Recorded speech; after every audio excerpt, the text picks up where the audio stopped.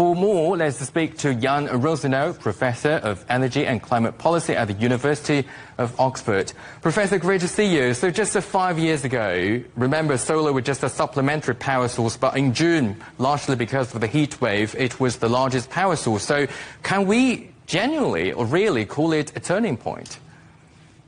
I think so. And usually it starts with the first day when solar provides most of the electricity and is the biggest source.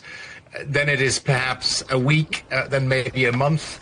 And in some countries, eventually it's a full year.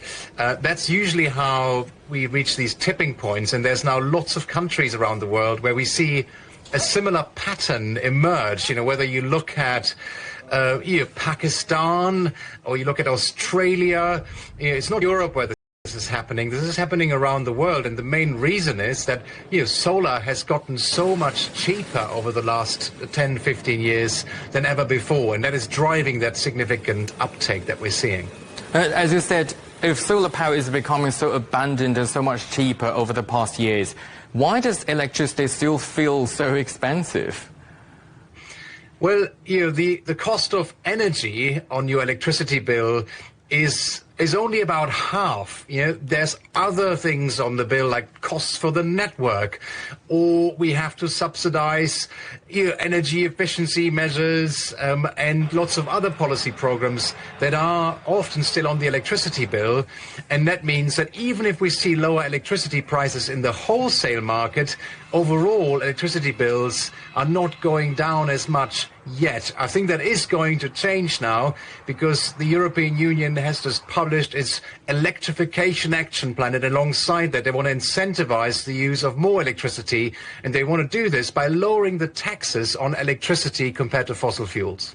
And Professor, in renewable energy, a strong player is China, and much of the solar panel manufacturing capacity is also in China. Do you think Europe can achieve net zero without relying too heavily on China?